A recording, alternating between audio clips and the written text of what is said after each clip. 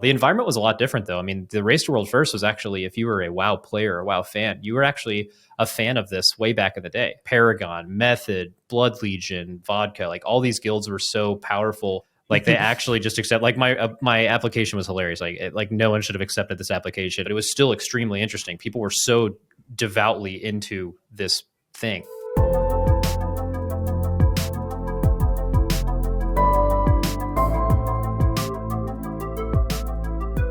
Welcome to Visionaries. I'm your host, Jacob Wolf. Twice a week, we welcome on some of the most influential and powerful people in gaming and internet culture to discuss how they do what they do. Today, we're welcoming on Max Smith, also known as Maximum, the Guild Master of Liquid Guild, formerly known as Limit.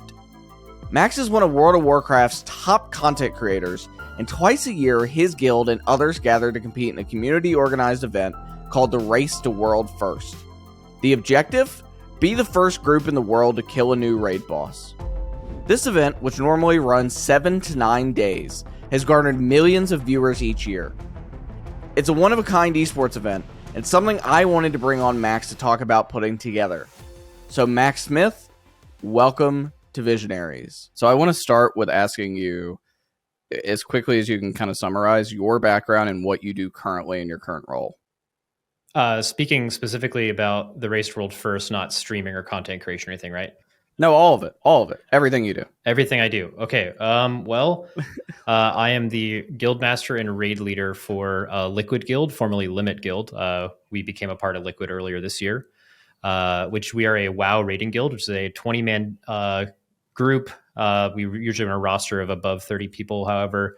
And we race to kill WoW bosses as fast as they can possibly come out. My role, I used to be a player, but then as things got more optimal, I moved myself out of the raid to kind of, it's 20 people going on, very complicated. You have to like move a lot of things around. It's best to have that person on the outside and have someone in the raid fully focusing on actually playing. That happened about 1.5 years ago. So now, it's grown a lot. We have a lot of analysts behind the scene. And then also I'm a content creator.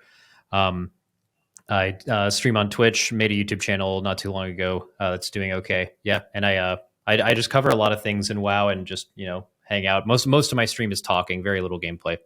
So I watched your video recently where that you put out a year ago talking about your start in World of Warcraft, and you read through the like kind of laughable but also funny in hindsight guild application, one of your first big guild applications.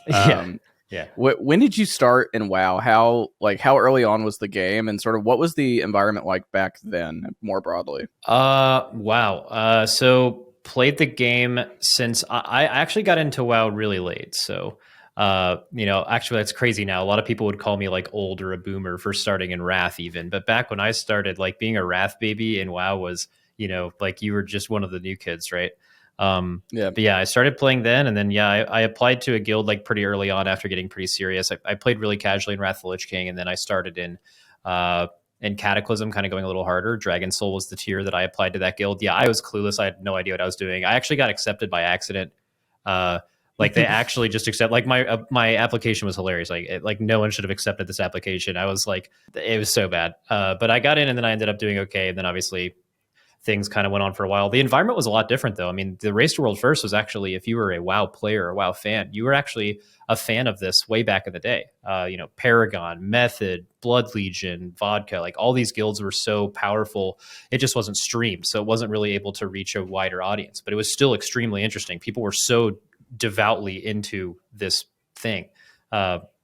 And it kind of just ramped over time. And then I think I got really lucky, and we got really lucky that, in our timeline, when we decided to really go for it, it was right when it started to get streamed. And then it just kind of blew up from there, kind of a right place, right time thing. Yeah, I appreciated watching that video that you were a laptop player on a trackpad. I was as well. I think I was I can't remember if it was a Dell or Toshiba laptop. I started playing like really hardcore during Cataclysm, and so I'm a little bit younger than you are. But it's crazy to me.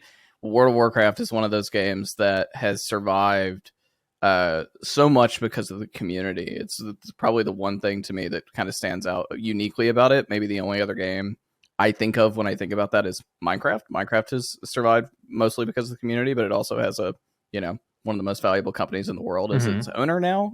So a little bit easier to sustain financially. I want to talk about the world of Warcraft, and we'll get into Race to the World first and some of the storytelling around it and what's being produced around it now through this conversation. But I want to start, to me, if you think about all the discussion now that's happening about metaverses and everything else, simply defined, if you break it down, is a virtual world with an economy.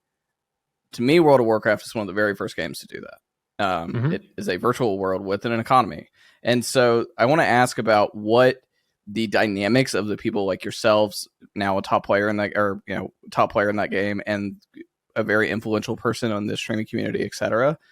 What is the dynamics between people at the highest level of World of Warcraft like? The dynamics between the people at the highest level? Yeah, the people, yourself, other guilds, etc. Like how you all interact with one another and how that relates to the game and outside of the game. I don't know if there's like a ton of collaboration. It's just because when we do our separate work, I mean, we do countless amounts of work off stream leading up to these races. And a lot of that, you're never going to discuss any. It's like think about a football team, an NFL football team preparing for a game on Sunday, and they go through all that stuff during practice and all of their meetings and everything throughout the week. And all that stuff is just with them. That's not like a community shared thing. No guilds are like trading info to like help kill a boss faster or anything, even though that might be happening inadvertently on streams. So you don't really have too much interaction. I think there's always been like a thing as far as WoW has gone where like, the guilds go through like, being like getting along really well and then not, because like, you have 20 people plus people in a guild. It's not like a league team. Like imagine a league team finishes number 1 and number 2 for like 5 years or something. They probably will feel some kind of way about that. But all it takes is like in your 30 plus people guild for like one person to have a clip out of context that gets shared into a guild. And it's just like, oh man, these guys, so yeah, I don't know. It's been fine. I think generally there's a deep level of respect between all the top players that I interact with. That is like as a baseline, but obviously there's just a ton of personalities, right?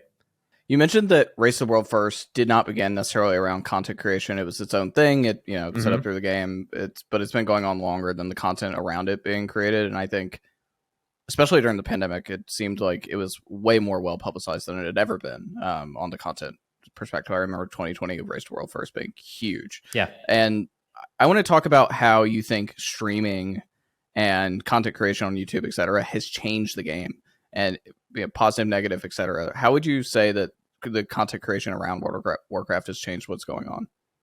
Well, first, so the Race to World, like you said, the Race to World First was something for people who were into WoW to like pay attention to for a long time, and it was arguably like just as important to people in WoW for a long time. But then it allowed it to branch outside of WoW. So the Race to World First, I think, also brought a lot of people back to the game. I think it was like one of Blizzard's best unintentional marketing tools over the last few years, where I just know for a fact, I mean, my stream usually gets a lot of viewers during this event.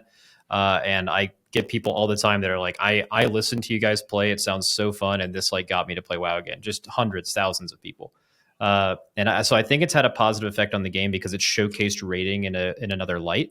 I think even in Blizzard's eyes, and maybe a lot of people, the Race to World First was probably seen a lot like that like South Park episode. Do you know which episode I'm talking about from like the 2000s? Like that is like what I feel like they assumed like Race to World First was like, but then it was being broadcast and streamed with, people that appeared very healthy. You're taking care of yourself during this time because it's like very strenuous and like you take it very seriously, and it's pretty much like we treat it like a sport. So that I think changed the perspective of that level of rating in general. It has come with some bad things. You mentioned content creation. I think this has happened in a lot of games. I think a lot of people have gone into like the tier list meta. If you play a game for the first time nowadays in 2022, you're unlikely to go in and be like moving things around and checking out what's good. You might just hit up a tier list and be like, and tier lists are such good and bad content because like sometimes it's as simple as that, but a lot of times it's like so much more nuanced than just a letter ranking, and it requires a lot more thought. But then people will just be like, oh, this is S tier, I'm going to play it, even if it's a class or like a role that they may not actually be good at or like. That has affected WoW a lot, specifically in dungeons, I think, where as content creation and rating has gotten bigger, absolutely the like community's perception of how unbalanced classes are and exactly what people want to be in the raid or in dungeon groups at all time is warped and based on what is applicable at the extremely highest level. And that doesn't always apply, especially in WoW rating, to things being done at a lower level, because what you're selecting those classes for is often a different challenge than is faced at lower level guilds.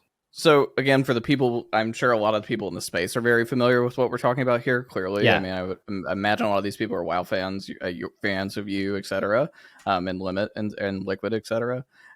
But for the people listening to this that maybe aren't, and they listen to some of the other podcasts we've done, which cover a really wide topic, can you describe what Race of the World First is, start to finish, and what that period looks like over, how many days? It's usually about 16 to 18, right? Has that been the recent average? The period 16 to 18 days. No, that is the extreme, like that will most likely never happen again. Crazy situation. It usually from the time you're actually competing and not preparing, it's usually about 8 to 9 days. And then, yeah, that's the average when things are done right.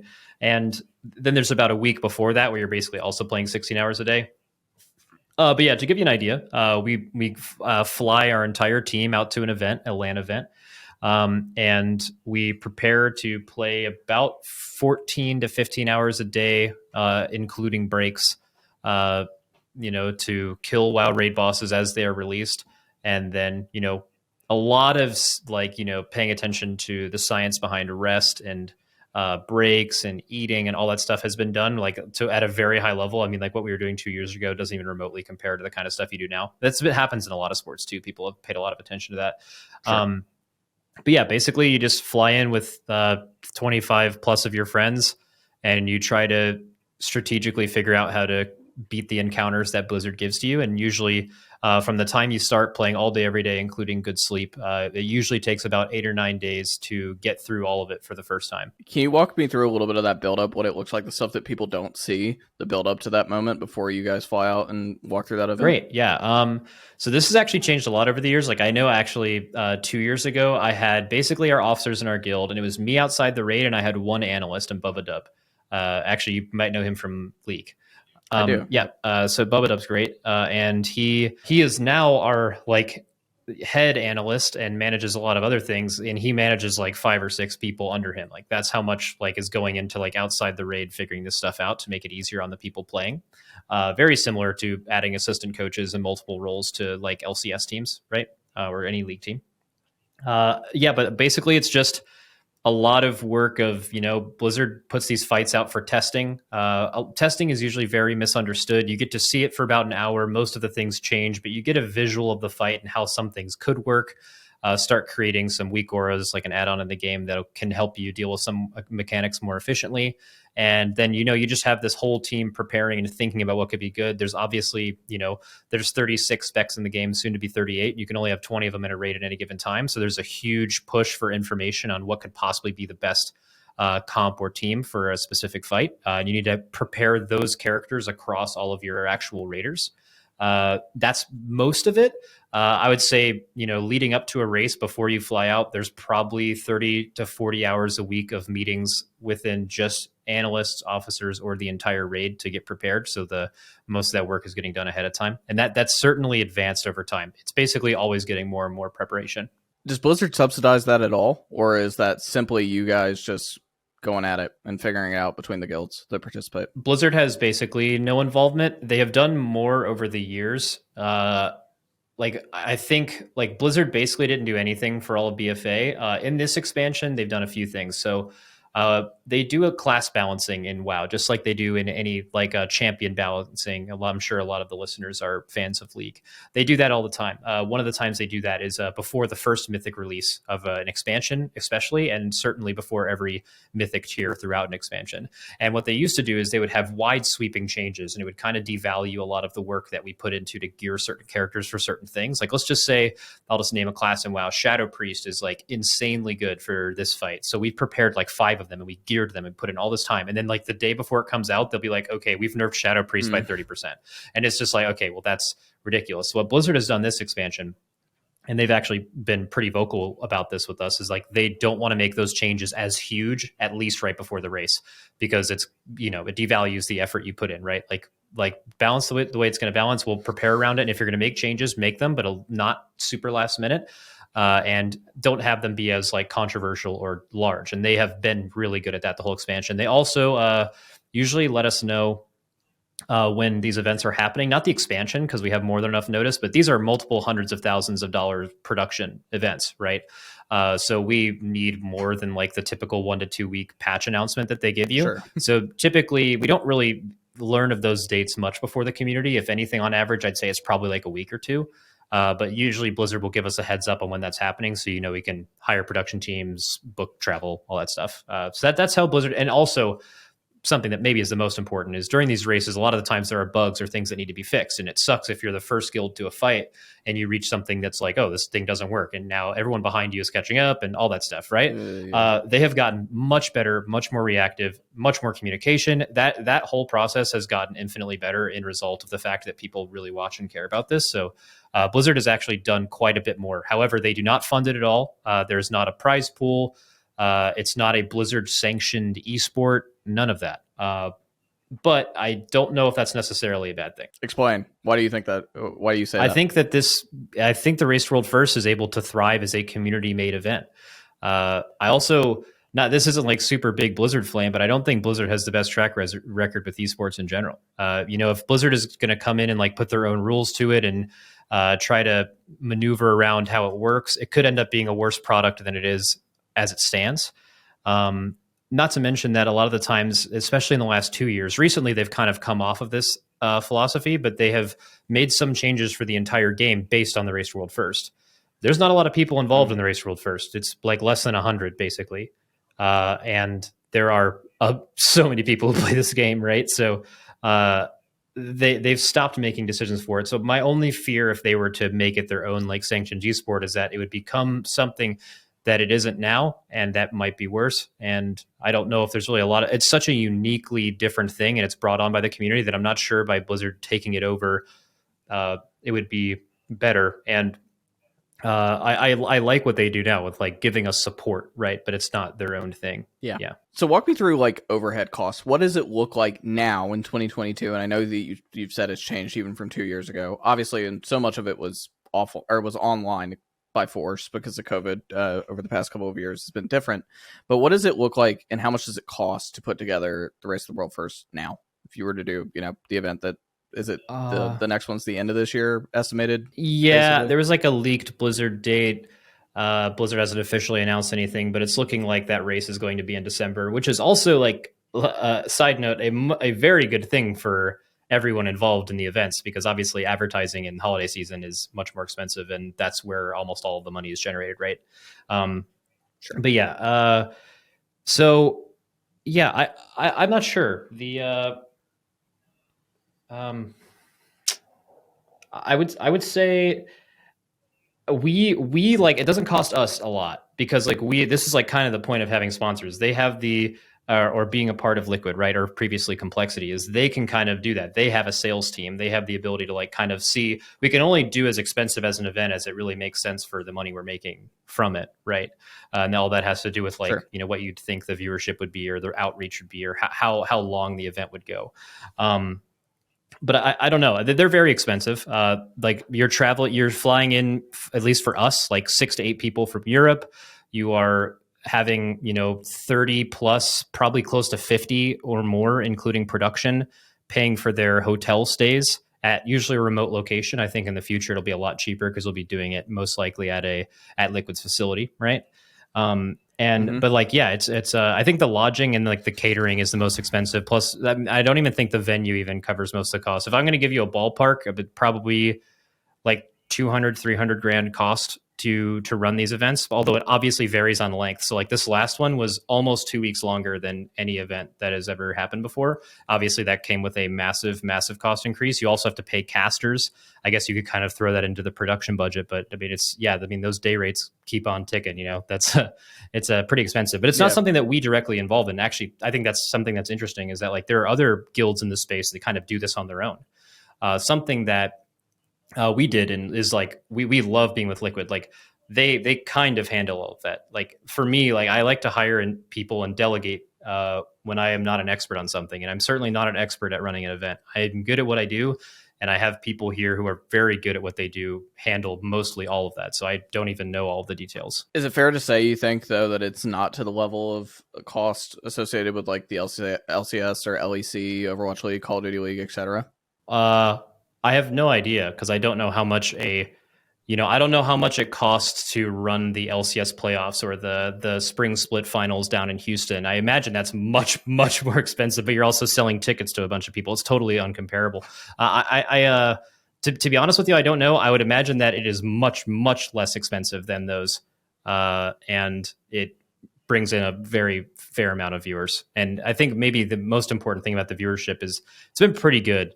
But it also is 16 hours a day. So it kind of is just like cranking out content all day. Like there's really nothing else like it in terms of like what you're getting for advertising. Cause you're getting something with, even on just one event, like basically 50 to like 70K concurrent 16 hours a day for as long as the race lasts, which is pretty good.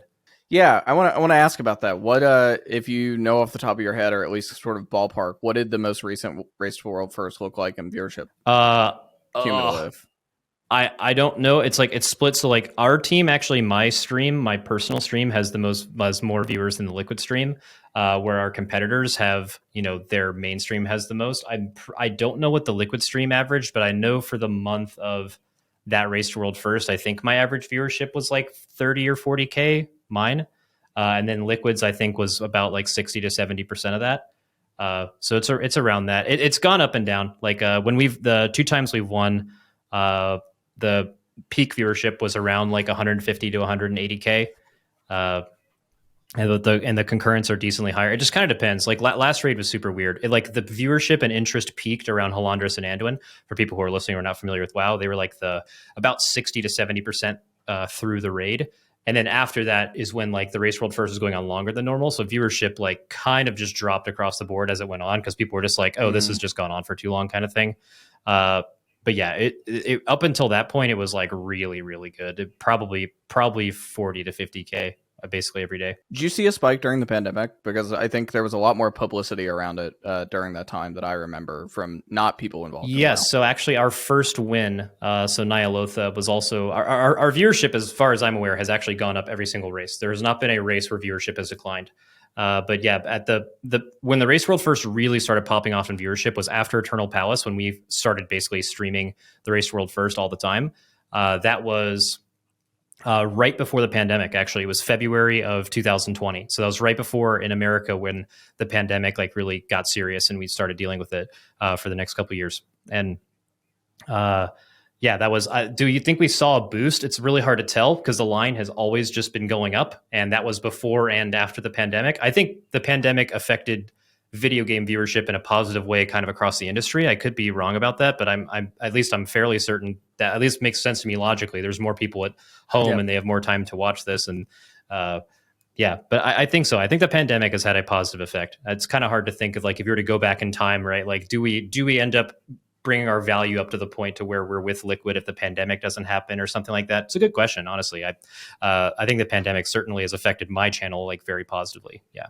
One of the things that's really unique about World of Warcraft, and more specifically sort of these specific events that happen throughout the year, not just the race, but some of the other sort of, packaged events over a certain period of time, is that there is storytelling that is not necessarily laid out by the game. And I think that's really interesting. It's something we don't see a lot of in video games. Most video games are very much like, and esports is different, but I think you have to have a lot of involvement to understand those stories over time, especially.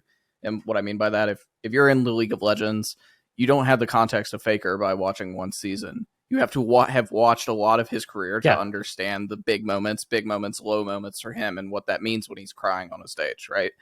The nice thing about World of Warcraft and a lot of the events that you all put together is that you can come in for the 9 days or whatever, and you can have a really good time. It's like bite-sized entertainment compared to the rest of esports, which I think is really unique. And a lot of that storytelling is crafted between you all by things that you're doing, how the competition is going in that bite-sized narrative. I don't think I've ever seen anything else like that, maybe other than EVE Online, which does that kind of well as well. A lot of those people, it kind of forms its own stories. That's its job. So walk me through like how those narratives form and what you've seen that has driven that storytelling in that kind of way. So I think the big reason why our guild very quickly gained a lot of popularity. So when we started doing this, we were going up against a method. which had been going for world first for, they're now Echo. They've been going for world first for, I mean, like an infinite amount of like 8 or 9 years. A lot of them, it was just, or the guild, and then a lot of them for like 4 or 5 years, and they just had an infinite amount of experience. And we came in and we're kind of able to build a viewer base, because I think our raid atmosphere is very different than a lot of other raids, and I think a lot of other esports teams, where like if people listen to us, we actually just sound like a group of friends playing together. Like it's like we don't do that on purpose, really. Like the guild just kind of is what it is. When you have a group of 30 people, your personality is just going to be the what those 30 people are like. You can't really make that up. It's just who they are. That's how you're going to end up being. And I think that has kind of forged a story. Like I know over time, people have cared more and more about our guild because they just want to hear the interactions of Atlas and Shakib and Fired Up and just all these people in our guild that are just such uniquely interesting personalities and also are playing at a very high level at the same time. But I think also a lot of the narrative has changed over the years just because of NA versus EU. Like I think if you were to go back in time and either Echo, now formerly Method, and us were both EU teams or both NA teams, or for whatever reason that dynamic wasn't there, I think it would be much smaller than it is now. I think that dynamic plays a huge part in it. I would suspect about maybe 40% of the viewership are people that don't play WoW, don't care about WoW. They show up for the race world first. They've made it a habit because it's just another one of those, like, how like the LCS chat and LEC chat and Valorant Masters chat can be super NA versus EU? I think it's those people. They don't even like WoW. They just like show up because they're like, oh my God, an NA team and an EU team are going up against each other. And they just get, it's naturalism. Exactly. At its core. And they get super into it. And I think that has kind of been a lot of the storytelling as well. I think it's like impossible to go back and argue that like NA versus EU hasn't played a massive part in the viewership of this event specifically. It also comes with its downsides. I mean, that's definitely like a very tricky topic to get into. Like people take that very seriously. There's a lot of like hate and bad stuff, but I think it's been overall like very positive for the scene. I want to ask about what has changed over time with that, and how you think about the future of the stream, right? Additional things that you all could add in when you're broadcasting this, especially on the main broadcast, not your sort of solo broadcast, which I'm sure you have some input on. How has it changed that storytelling and the presentation around Race the World First over the years? And like, what are some ideas that you have of sort of improving and adding new stuff to it over time? This is an excellent question. So it's so interesting with our guild, because in our guild, people will forego listening. We have very good casters, and in my opinion, we have an excellent production. Like excellent. Waveform does our production; they're so good.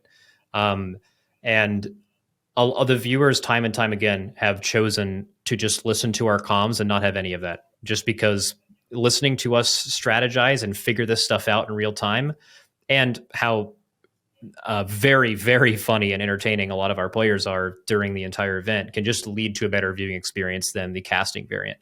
And our competitors have the opposite situation where, they do casting totally different. It's much more laid back. It's like, they like sitting on couches, and like viewers eat that up and they love it. But also their team mutes most of their comms. Basically, anytime they're talking about strategy, they mute, and their guild has a bit of a different atmosphere than ours. So there's less of a reason for viewers to kind of listen to the players' comms, because it's just innately less interesting relatively to the casters than our team. It's just a decision, right? We don't do that for content. It's just, we just don't really care to mute comms for when we're talking about important stuff, really. And that has played out over time. But to be honest with you, knowing that both are the potential to be popular, mixing them or combining them in some way, or, instead of having two different events that are happening at two different times that the viewers are split between, somehow combining that into one event and casting it at the same time, and like, having one place to get all of this and combine all of the best parts of both and get the highest production value. I don't think that's been figured out yet. Even disregarding the, combining the events, even if they run their own event, I don't think anyone's really figured out exactly how to produce the Race to World First yet, because there's different things that are successful, and mixing and weaving them has always not been successful. It's like kind of one or the other. And maybe it's really good that both options are there.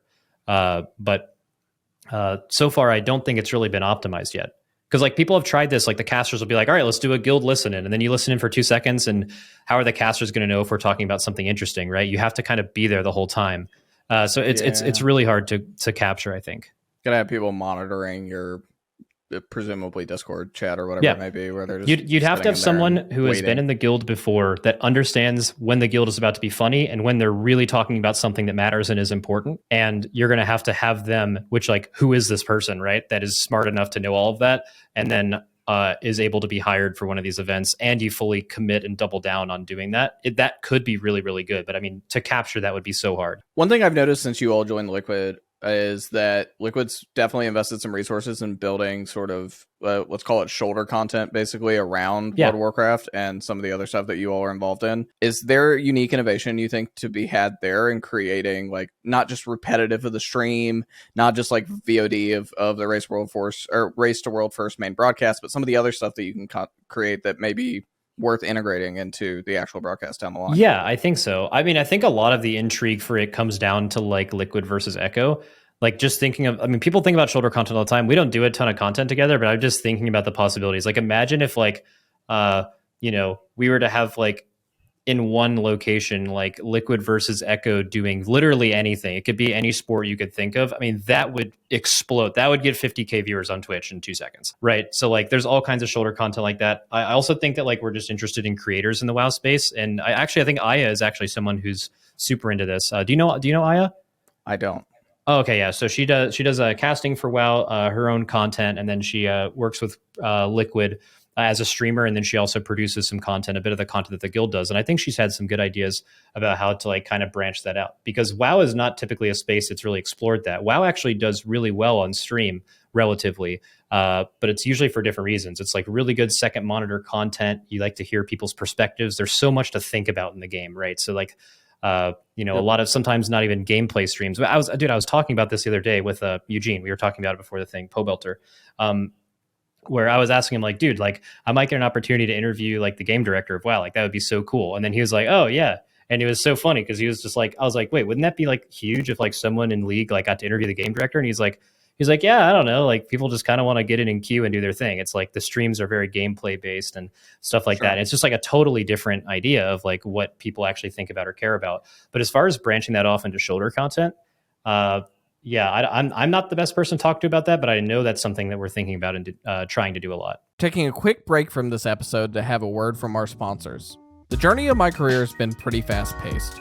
I started writing at 17, and within 16 months, I went from having never written a published article to landing a job at ESPN as their youngest talent hire ever. With that fast-paced career, I've often found myself struggling with imposter syndrome and with work-related anxiety. But over the past few years, seeing a therapist really helped me guide my way. And if you think you may be feeling depressed, stressed, anxious, and overwhelmed, then today's sponsor, BetterHelp, is here to help you. BetterHelp offers licensed therapists who are trained to listen and help you. Talk to your therapist in a private online environment whenever's convenient for you. And if you're like me, where it seems there's never enough time in the day, you understand how important that convenience is. There's a broad range of expertise in BetterHelp's 20,000 plus therapist network that gives you access to help that may not be available in your area. Finding a therapist can be hard, but BetterHelp simplifies that experience. You start by filling out a questionnaire to assess your specific needs, and within 48 hours, BetterHelp will match you with a therapist. From there, it's easy. Schedule video and phone sessions, message your therapist as much as you want, whenever you need to, and everything you share is completely confidential. You can request a new therapist at no additional charge anytime. I've been seeing my therapist Diane for 4 years now, and when we reflect back on the progress I've made in my life for the better, it's a pleasant reminder of why I started seeking help and the goals I had when we first started working together. Join the 3 million plus people who've taken charge of their mental health with an experienced BetterHelp therapist. Get your 10% off your first month at betterhelp.com/visionaries. That's betterhelp.com/visionaries. Well, I think what you just mentioned is really interesting because we talked on this podcast with a few different people, kind of hardcore in esports. Last week was Harris Peskin and Devin Nash, obviously Harris, a lawyer who's now in the space. Hello, Harris. But Devin, who's former CEO of CLG and is now a content creator and does ad sales. And even talking to like James Bardolph a few weeks ago in Atrioc, who works in his full-time job on the marketing side and is doing ad spend for NVIDIA. The one thing that's really interesting about World of Warcraft versus some of the other esports games is what I was talking about, the level of involvement you have to have, right? To understand League as the best example here. Like, you have to have played a pretty decent amount of it at this point. There's so many champions. There's so much sort of time that you have to invest to understand and comprehend what you're watching, not to mention the investment that you have to put in to learn about every single person that you're watching, right? You want to like understand and know who the people are. Obviously, I think the best esports games and just the best games in general are ones that are easy to understand but complex to master. And I feel like World of Warcraft is actually one of those, right? You can hop in and have a fun time as a noob, right? Like as a new player completely. But it is a very difficult game to get to the level of where you are, where your guild is. That is an immense amount of time. You know, it's really interesting to compare and contrast in the sense that, again, watching a 8 to 9 day event is something you can just kind of do and enjoy it and then move on in your life. It's not taking all that level of commitment. Yeah, I also think there's a lot of people in the game community that at least at some point them or their friends or someone played WoW, even if it was a long time ago. And the concept of like doing a dungeon or a boss or understanding there's some mechanics or looking at the raid frames and seeing someone take damage and then get healed, that's something you can somewhat relate to, even if you don't currently play WoW. So I think it just became really watchable initially because people were just like, oh, wow, there's this thing I'm watching. And like, I kind of understand what's going on. Oh, wait, they're talking about like how they want to deal with this with immunities. Like I remember I played a mage, like I had ice block. I get that. Like, how are they doing that? You know, like they kind of get into, I think actually the most successful our stream has been is when, you know, people are actually listening to us problem solve it in real time. And for a lot of them, even if they don't currently play the game, they're kind of thinking about how they would do that as well. So they kind of feel like they're a part of that process. And I think that's played out really well in WoW, that people have, you know, been able to really identify with the game, even if they're not masters at it. Yeah, WoW is very frequently misunderstood. The like skill cap in this game, like for players, you'll find players, like multiple of our players are like insane at any game they play. Like two of our players, like the very best PoE racers. You know, we have people that like, and these same people, if they were to play like CSGO, they'd be global elite. Or if they play Valorant for 2 months, they'd be Radiant. Like they're freak insane gamers. But like you always still run into people who are like a little bit better just over time. Like the actual how much is going on in this game is done at such a high level, but at a base level, it's easy to understand. You know, a lot of people, even in world top 1,000 guilds, could look at what we're doing and like relate to it at a basic level, which is really good. Yeah. Same can be said, I think. And we talked about this a little bit last week with like fighting games and Rocket League, right? Very at their core, very basic to understand, but at their, you know, at their most complex, their most difficult, very, very difficult to master. But it makes it accessible. So one thing you didn't talk about in your video much at all is when you realized that this could be a commercially successful thing for you. You talked a little bit about that rise, right? And starting in like your college dorm and starting to stream and create content. You showed some of that content. But when did you realize that what you were doing, creating WoW content, playing WoW in a guild and everything else you were doing could be a commercially successful venture that could be your full-time job? For me, for my full-time job, well, I mean, so first of all, I don't think a lot of us really ever looked at it as this like commercially successful venture. In fact, we were initially kind of resistant to it. So like when the Race World first started being streamed, and it was this massive thing, Method again, Echo now, Method then. They did it for 2 raids and we did not stream because we were thinking, you know, if we were to stream, there was no money in it initially for us, right? It's like a leap of faith. Oh, well, we could stream. We'd have less of a chance at winning, by the way, which is the main thing all of us care about the most, even now. And we'd be potentially giving away information for what? And it's like there's no actual immediate upside to doing this, or there's a potential upside, but it's like you're taking a leap of faith kind of. It actually took all the way until we did the Red Bull Race World first event in Eternal Palace, which was July of 2019. And basically Red Bull offered to fly like 20 of us out to London to do this event. And keep in mind, this was like a bad idea competitively. We were going to bed. We were rating NA server times on EU ping, right, in London, and we were going to bed as everyone was waking up. There's like a fire alarm at the Holiday Inn we were staying at like 9 a.m. every morning for some reason in London. And like, but we went there because we got to meet a lot of the people that we played with for the first time ever. And like these people are like people we've known for a long time. And like that was the thing that ever got us to stream. It wasn't about money. Like they gave us, so it was like 4K per player, and like they gave the guild like 20K or something. It was like relatively very little money. And it was not about the money at all. It was just, you know, just going to see your friends. And I think once we did that and we saw the popularity of it, and then before the next race, we got signed by Complexity, then it became very clear that our value as a WoW rating guild was pretty high. And as far as for me, right after the Race to World First in old years when I started first full-time streaming. And I don't know, I just kind of rode the wave of the Race World First as I first started being a content creator. And then I kind of just grew into it as my own. And now most of my content has nothing to do with the Race World First outside of the actual season. In fact, I actively avoid it. I don't even stream any of our raids. It's just not my content. But yeah, I think it became very clear to me after that the Race World First had a lot of potential and that I started streaming because of that. And it's been my full-time job ever since. So something last space that we had when we had Harris and Devin on to talk, they had mentioned that, a lot of we talked about this in the context of fighting games, but I bet you WoW goes through a little bit of the same, that fighting games, despite their incredibly successful viewership, if you look at Evo and how well it does for itself every single year, but also the CEO, Combo Breaker, or some of the other big events of the year in that space, they don't have the commercial sponsorships that Riot and Blizzard and other, some of the Valve affiliates that run the Counter-Strike majors are able to go source, because those companies, ESL, etc., have such a big sales team that they can go out there and make those pitches. Do you think WoW experiences some of that as well, in the sense that, maybe it's different a little bit now with you all being in a bigger organization, but more broadly, WoW experiences where it's not necessarily the sexy thing, even though it's performing at the same level, even higher than some of these other leagues that are selling, millions of dollars of sponsorships every year? Yeah, I think you need to find people who are very invested in it. I'm sure you're very well aware. Most companies who are working esports and sell a lot of advertising with the big leagues, you know all of them. A lot of them are in Riot. Not all of those partners are super into the actual game.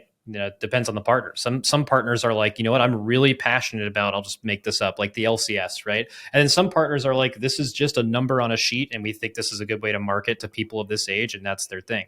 I think with WoW, you don't have access to the people that look at it as a number. You're looking at basically for people who are really interested in this. I actually spoke to a CEO of Esports org that we are not a part of, that was looking into getting a WoW team down at the Houston Spring Split Finals when I was there to watch Liquid play. And he was talking about like, I was kind of thinking about getting a team, but I really just want to get one of our sponsors or a sponsor to really be like, hey, I'm in for this in the long haul, and I love the Race World First, and I just really want to be a part of this. And I don't think it was an accident that that's what he's looking for. I don't think a lot of these organizations are willing to look for people that are just numbers on a page. They really want people that are really passionate about this and can get in with the players and love this as a concept. I think that's a lot of the people who have sponsored us over time. We had different sponsors with complexity than we do now as Liquid.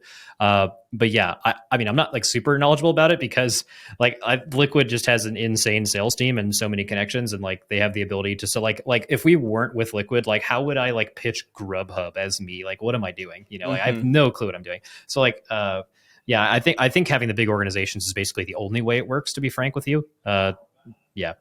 Yeah, that's really interesting. I think that more broadly, it's been interesting to see people like Complexity and Liquid others, because it always felt like there was a mismatch, even with Method, who themselves, were, I would say, a pretty successful guild in their own right, and like World of Warcraft being one of their biggest things. It always felt like there was some sort of like financial / business strategic distance between them and the big esports teams in League of Legends, etc. So I think it's been more interesting to see teams like Liquid, teams like Complexity get more involved in this over time. Yeah, it's definitely increased over time. Like when this first started, I'm sure people involved in the sales with this were just like scraping by and trying to get whoever. There's a lot of people interested in this now, especially after last race. I'm pretty sure all the sponsors got a pretty good bang for their buck. Most of them are probably paying us flat amount for title sponsor or name sponsor on these events, and then it just went on for an entire extra week with like pretty good viewership. So I'm pretty sure the Race World First as a product seems pretty good to sell right now.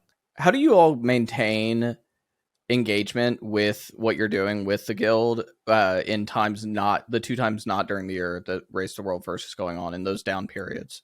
It's hard to do that. Something you do is obviously you get together for a weekly raid. You do this to both maintain gear on your characters and also to sell boosts in the game to make up for the massive gold requirement that these races consume to actually run them in the game. That's something else we haven't really talked about. There's a big outside the game cost and a big inside the game cost, and you're basically engaging with each other weekly to cover this. And yeah, I don't know. It's always just, I think a lot of people just play other games. The most happy WoW players I know are the people who are able to step back and play other games they like when they've kind of gone through it. Because we're doing content that's intended to be consumed over the course of like 4 to 6 months in a week. Right. So like Right. the game isn't really designed for us to be perfectly into it at all times. There's Mythic Plus, which is a PvE source in that game as an angle that's like kind of nice. But other than that, a lot of us just play other games, but a lot of it with each other. A lot of times if a new game or a new patch in WoW comes out, you're just going to have 30 plus people in one Discord channel hanging out and experiencing it. I'm going to have two questions for me, and then we'll open to the audience. The next one for me is, why do you think World of Warcraft has been able to sustain the audience engagement and the player engagement in the way that it has versus, I mean, there are other successful MMOs, I think Final Fantasy, etc., but WoW has kind of been always the grandfather of them all, and it's lasted for such a long time and is still successful today. Why do you think that is? Well, I think the game's really good. I think that's the main reason. It gets a lot of flame from its community, just like any game. I would love someone to point out to me a game that's been out for almost 20 years or 15 years that doesn't have a very like volatile relationship between the creators of the game and its fans. There's just too many people that want different things. Something I think WoW has done a pretty good job of is so back in the day when like Wrath and BC and Classic were out, 2005 to 2010. I think WoW was actually just the best game in the world by far. And there wasn't even, gaming was still kind of getting, it was kind of just prospering and learning who it was, and different game genres haven't even been created yet. And just everything was being built. But WoW was just ahead of its curve. And so many people played it that currently play games. And I think over time, the reason why everyone played back then was much more unified. They wanted to raid a little bit. They wanted to PvP. They wanted to collect mounts. They wanted to do casual content. And now in 2022, the gaming industry is just so different. Everything is hyper specialized. If you want a certain kind of game, you can get it. And WoW is much like that as well, except now there's giant factions of people who play WoW for totally different reasons. There are people who only play it to Mythic Plus, to raid, to PvP, to pet battle, to do just the most random things. Like there's just multiple giant factions of people. And Blizzard, I think, has done a good job at appeasing most of them and trying not to alienate any of them. Now, you could argue that this could also take the game in a different direction, right? Like if they wanted to make the game way better for any of those people I just mentioned, they could alienate some of the other ones and put all of their development focus on that specific thing, but they kind of haven't. So it's been accessible to people for a very long time. I think they've also done a good job of innovating. Some things you try and you fail, but like look at Hearthstone, right? Like the game, there's a whole era, a lot of people getting introduced to like an easy to understand card game in the middle of the 2010s.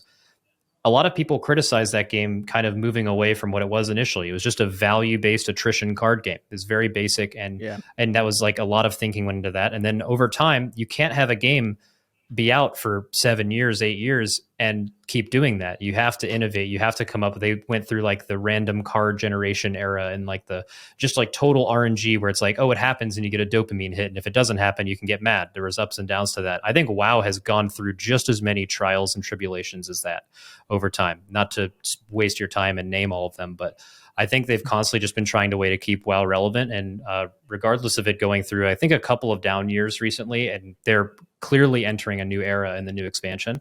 And I think a lot of people are like really excited to see that. Last question for me, then we'll open up to the audience because we have a few different good questions from them. You, in your deal with Liquid, became a co-owner of the organization and have equity in the organization. Yeah. That is a trend that we are seeing in esports across the board more responsibly. Riot now has put rules in place for how long a player needs to be on an LCS team to be an owner. We saw one of your teammates in Liquid, Bjergsen, have that relationship with TSM until recently when he switched teams. And it's just become very more clear that whether it be compensation, whether it be involvement, that's a very important part for the most successful esports athletes in any given game. Walk me through why that was something you wanted and what it looks like in reality in terms of your say, input, etc. So great question. So this was actually not part of our initial negotiations. As opposed to some of our previous sponsorships, this was much more in depth. It was basically an acquisition. This is us becoming Liquid, and like they're getting our Twitter handles, and we are now Liquid. If we were to be gone right now, like they have what we are, right? So I think that was like, we were part of Limit and we played for Limit, and a lot of us founded Limit, and it was just something that was ours. I think if I'm a company and you're bringing on something like that, they offered it to me as like, I think it shows that there's a commitment and you're willing to do this long term. And then it also, I think there's something to be said about playing for something that you have some ownership in. And I think that's why it was near the actual end of our talks, because it was like, we're giving up our name, we're doing this. And it was more, we want you guys to feel like, that we're here. Because esports, we have a long-term contract with them, but how esports contracts work, right? It's a way to show that, they are invested, we are invested, and we are playing for a team that we love.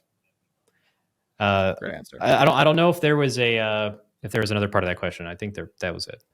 No, that was it. I just wanted to cover why it was an important stipulation, given it's something that we see more increasingly for top people and lots of different games, not specific to WoW or anything else. I forgot the other part of that question. I remembered it because I was going to answer it. So you asked, like, what does that mean with like my role in Liquid? So something that I am a part of is, like, you'll note that we are not called Liquid WoW, we are called Liquid MMO. And part of the terms of our contract and like how long it is specifically targeted to transition into all kinds of MMOs. Some game that might be coming out 5 years from now is like the Riot MMO, for example. That game could completely revolutionize the entire genre. Riot puts out banger games. They're going to spend a lot of time on it. They don't have to release it early because of investors and all that stuff. Riot's going to make a good game. Okay, so part of what I do also is help advise them or be involved in us getting into other MMOs, signing creators from other MMOs, supporting potentially a Race to World First and another competitive rating MMO, everything that comes to that. I think part of me being a co-owner is also, finding out what is cool in the MMO space. I play a lot of these games and, seeing where we go from there. So that's another part of my role. I forgot to mention that.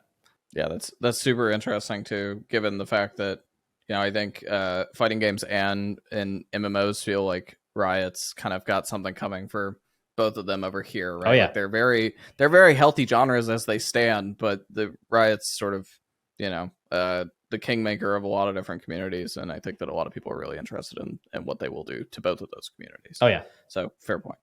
Okay, so our first question is going to be from Will Pezos, who, when we announced that earlier today, he was super excited to ask you questions. So sure. We're going to invite Will to speak, and he can ask his question. I work in esports, and I value kind of the sponsorship packages that go out on Twitch streams and stuff. So I did want to ask a more esports focused question, but I think I'd be kicking myself if I didn't ask you a question about a recent podcast you did with JB, Nagura, and Asman.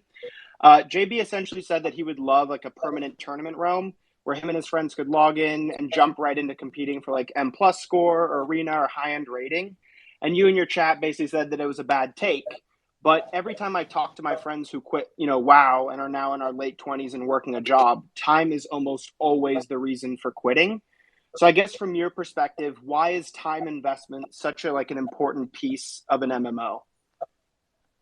Well, I think so. There's multiple parts of that. Do you want me to talk about like kind of the tournament realm aspect potentially as it relates to the Race World First, or specifically the thing at the end about talking about the time investment? Yeah, more the time investment. Because for us, people in their late 20s now with jobs who love WoW and consume the content, we'd love to be able to jump in for 30 minutes a day, here and there and just push score. And I don't want to be farming Azerite, getting gear like that. Oh, that's not the part. Okay, so more specifically like a Mythic Plus tournament realm kind of thing. Yeah. So I think it's I will relate it to the Race World First in a way, because I think one of the reasons that the race is really popular is because a lot of people, it's because it's within the game, and like a lot of the intrigue is like what we're doing to prepare for it and the crazy things we do, and then watching like how organically that works out in us competing. Like if we were to do a Race World First, for example, where we just log on the best characters and can infinitely swap, I promise you that sounds like really creatively interesting to me, but I think it would take away a lot of like what makes it an organic homegrown thing. Speaking about Mythic Plus though, I think that would, okay, so I think they'd be doing the same thing where they'd be making something for the majority or for the minority of players that would potentially affect everyone.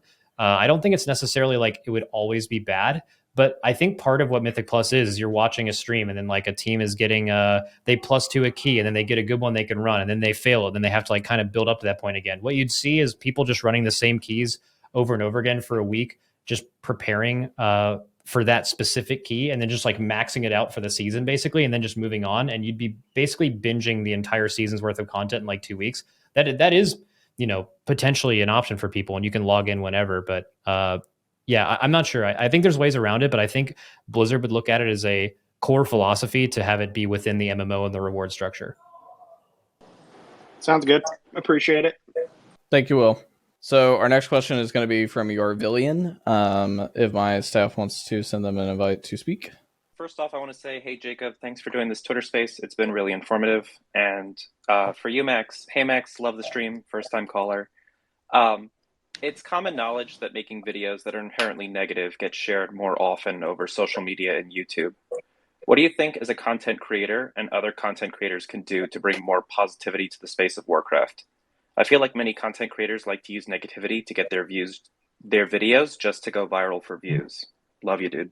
Yeah, so this is an excellent question. This is something that I think I don't pay a lot of attention to other games, but something that plagues the WoW space in particular. So WoW has this massive like doomer squad of people who like really, they haven't even played the game in a long time. They like at least it appears that they exist just to like dunk on the game when someone talks about it on Twitter. So like validates their decision to quit or something. It's very strange, but yeah, you can. If I were to make a video right now and I title it like, what the raid comp is going to look like next expansion. And like, what are some of the like cool creative things that could go into what that looks like?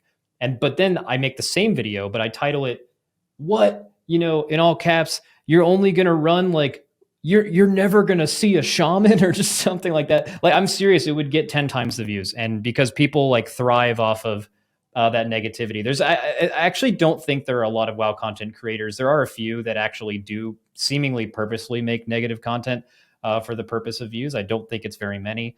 Even though a lot of people will like see you make something negative and they'll be like, oh, that guy is like, that guy's just doing it for the views. But I honestly think that people should just be honest. I think like people talk about Asmongold like this a lot. Asmongold, I actually think sometimes is very negative about the game, but I know for a fact that he's being honest, and that's all that I care about. If someone's being negative about the game and they're not doing it and it's superficial and they're doing it to, just kind of just get some clicks or something, then that's like really disingenuous. And I think that's honestly terrible for the space. It stokes the fires of all the doomers and it doesn't really do anything. People just thrive in being mad. But if you're giving honest criticism and you do not like the game as much anymore and it's not just hater stuff, then I think that's totally fine. I think there are a fair amount of creators that are really passionate about what's going on. I think specifically right now, Dragonflight is getting a lot of really positive press, but people are still willing to criticize them. I just think more than anything, people should just be real. I also think in a lot of ways, your audience resonates with you a lot more if they can tell that you're being authentic. And that's a good way to grow as a creator and also someone who consumes a lot of content as well. Yeah, and I will add, just from like a more general content creation perspective, having been a journalist now for 8 years, because this kind of spills over to my lane too a little bit. I think that there's almost this like infinite loop of the negative content floats to the top because the algorithms like it to be negative. And so even if you do make the positive content, there's a pretty like high likelihood that it doesn't get picked up. So it's like, yeah, I made that content, but nobody saw it. So does it really count if nobody saw it? It's like the forest in the trees, like the forest falling in the trees analogy as well. I think that because I hear this feedback a lot too, because I do a lot of reporting, and I think there's definitely some overlap between that and games. I don't think anybody particularly finds joy in the current content creation economy, and the way that you get content to be successful can feel a little dirty, especially for me. However, it's somewhat the nature of the beast, because then you make positive content and it doesn't get picked up by the YouTube algorithm, etc. So yeah, that would be what I would add on to what Max said. Okay, so next question is from Dr. Alex. Thanks for doing this night podcast so far. And I have a question for you, Max. It's regarding more of an org. Yeah. What do you think Liquid as an organization is going to bring to WoW scene new viewers or new players with world first races? Because we've seen in BFA and I guess in Shadowlands more the rise of like culture of watching for like 2-3 weeks, depending how long the races are going and all that. Do you think like Dragonflight with new interesting stuff is going to bring new players or maybe some old players, and like if Liquid can do something more regarding that? Yeah, so I think Liquid has a role in that. I think the beginning of expansions are always such an interesting time because, all these like, FPS players and giant variety streamers, they're playing WoW because they all played it when they were kids, and they're like introducing a younger audience to WoW that maybe would not go across that organically on their own. And that like kind of already happens. As far as Liquid, I mean, Liquid's investing a lot into streamers in the WoW community. We just came out with like Liquid Women in WoW, trying to create a space for women to move up the WoW guilds and stuff like that. Also creating a guild currently for other people to kind of interact with that and kind of focus on it. Liquid is just honestly just a giant name, just a big name in esports. The first big tier 1 org to fully double down and like be like, this is a game we really, really care about, and be a part of the community. So I think a lot of good things can come from that over time. Like we are not even close to done with what we're going to do in the MMO space or in the WoW space. We're very interested in kind of making that something, because MMOs have not always gotten the most interest and stuff like that. I think that is very much able to change in the next like 3 or 4 years, especially with big organizations and big game companies like Riot getting involved in the space. That is something that isn't an accident. Liquid has an excellent relationship with Riot, so they can kind of build that as well. And within WoW, I think it's more about just getting creators involved and putting out good content.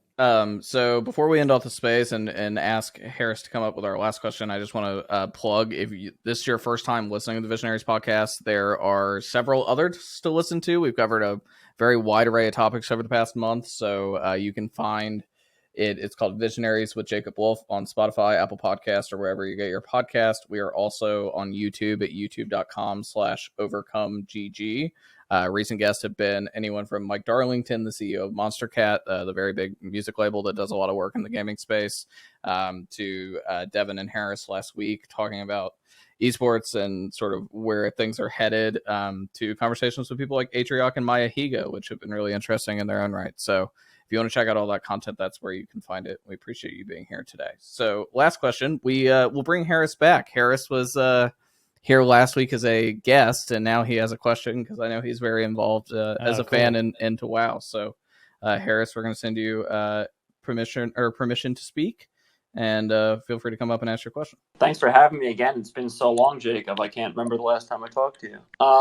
And also, thanks for doing this, Max. Listen, Max, I've been such a fan for such a long time, and I've played WoW since 2004. So I just felt like I had to ask at least a couple of questions of you, given everything that I do in the scene with WoW, I've done with Method, and I think it's awesome what you guys are doing with Liquid now too. So really, I guess the first question would be kind of piggybacking off of someone's question earlier on.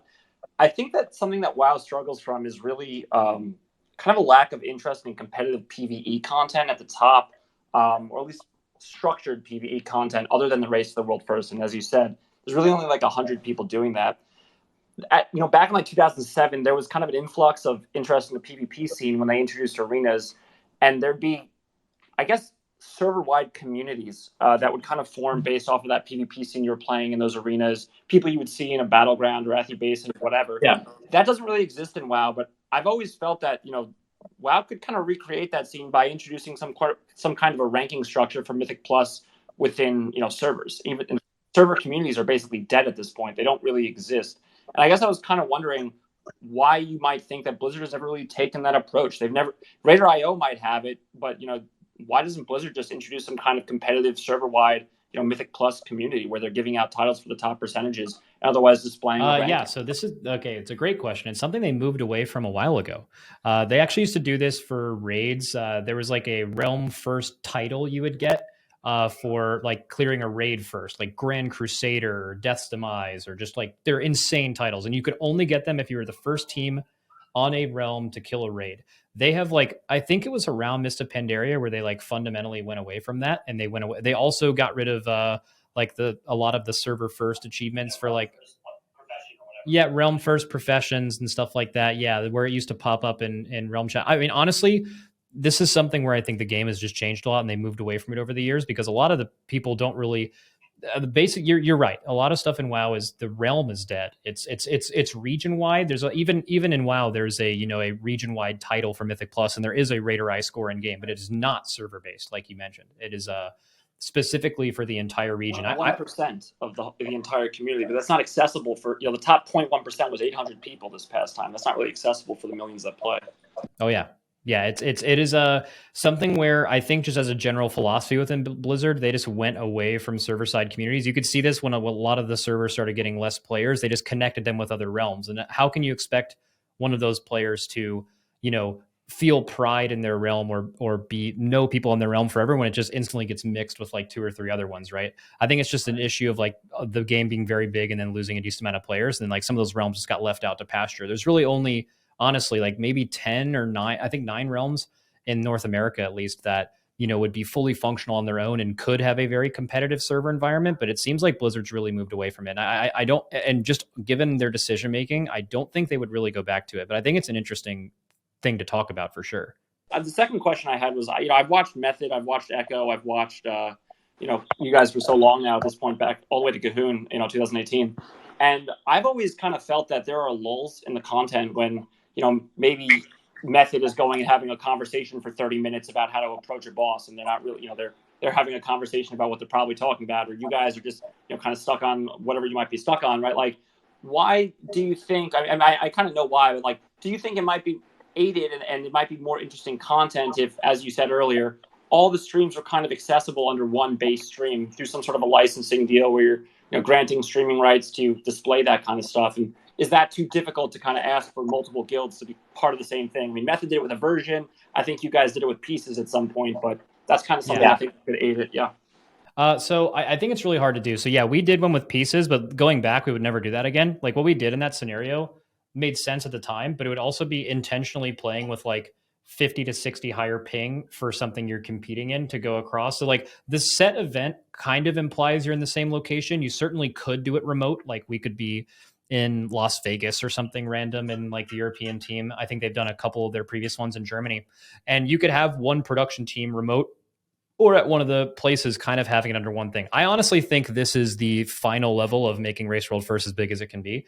I think it's going to be really hard to ever get guilds to agree to this. Whose event is it? Who's running this, right? There's already multiple successful ones. And like when you start getting like money involved in that, it can get kind of weird. And then also another thing is the release difference, right? So like you're not ever really playing at the same time. I think like a perfect scenario is like if they had like a global release and then we are like legit like 20 computers sitting across from like Echo, for example. I mean, that would pop off so insane. Like that would honestly, I think that would like double viewership on the first day from what it is right now. It'd be extremely hype, but it would just kind of involve a few changes from Blizzard's side that I frankly don't think they're ever going to make. And then if you're ever going to bring people together, it's going to be on different, one person's going to have bad ping. And that's been a big reason. Interesting note about the Race World First different time frame as well is I think it also did even though no one in the space likes it, it has done a lot to market the event, I think, because they when we wake up, they are going to bed soon. And when we go to bed, they're waking up soon. And it turns it into a 24-hour event where the people just leave our stream to go to theirs.